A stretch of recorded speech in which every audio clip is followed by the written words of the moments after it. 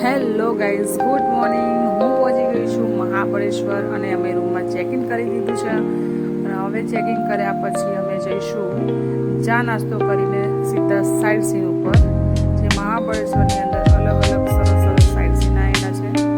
જેમ કે એક સાથે 16 થી 20 વોટરફોલ જોવા મળે છે.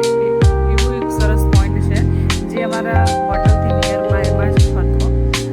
અમે લોકો બધા ફ્રેશ થઈને સીધા હોટલની અંદર સામે જે વોટરફોલ હતા એ અમે જોવા માટે નીકળી ગયા હતા. ત્યાં જઈને અમે સરસ મજાનો એક વ્યૂનો આનંદ લીધો અને ત્યાં એન્જોય કર્યો. મસ્ત મજાના ફોટા વિડીયો વગેરે શૂટ કર્યા.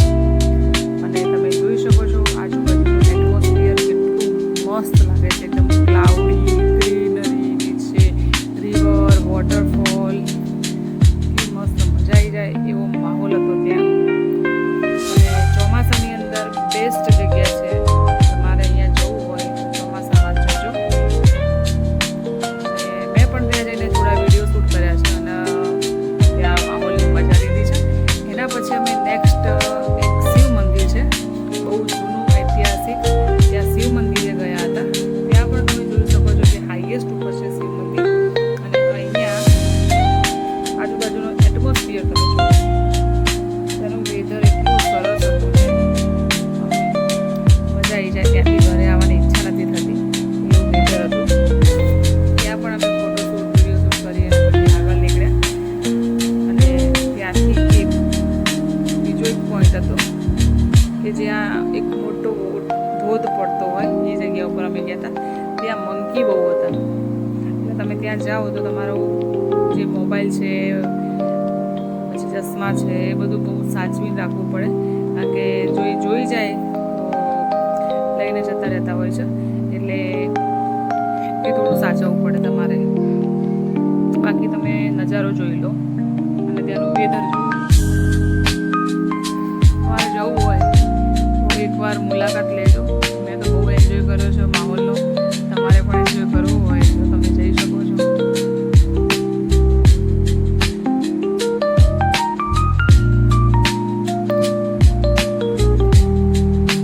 આની નીચે એક ડેમ આવેલો છે. આ જેટલું બી પાણી વોટરફોલનું મળે છે બધું સીધું ડેમમાં ભેગું થાય છે.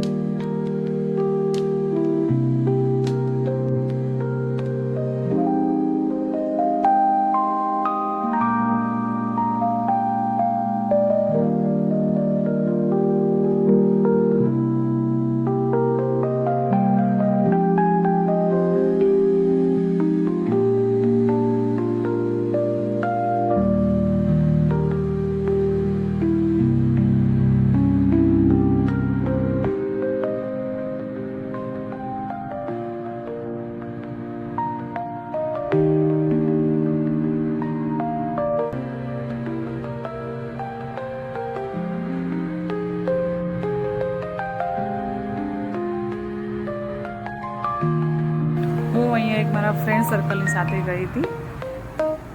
ઘણું મોટું ગ્રુપ હતું અમારું. એ બસ હતી મોટી, એસી સ્લીપર કોચ, એની અંદર અમે ગયેલા. મહેસાણાથી અમદાવાદ, બરોડા અને સીધું પછી ત્યાંથી અમે મહાબળેશ્વર, પંચગીની, જે તમે જોઈ શકો છો એ મહાબળેશ્વરની અંદર આવેલો એક પંચગીની પોઈન્ટ છે. ત્યાં બીજું કશું જ નથી. ત્યાં એકદમ હાઈએસ્ટ ઉપર એક ટેબલ પોઈન્ટ આવેલો છે અને ટેબલ પોઈન્ટની નીચે એક ગુફા છે. ત્યાં નીચે એક નાનું રેસ્ટોરન્ટ છે. અને અહીંયા બસ ક્લાઉડી વેધર હોય છે ચોમાસાની અંદર. બહુ મજા આવી જાય એવું વેધર છે. અને ઠંડી પણ બહુ લાગતી હોય છે.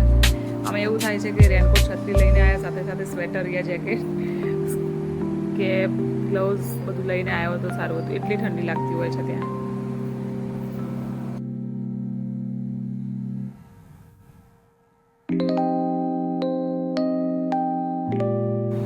નેક્સ્ટ પોઈન્ટ અમે જઈ રહ્યા છીએ ટેબલ પોઈન્ટ, જે પંચગિનીમાં આવેલું છે મહાબળેશ્વરમાં.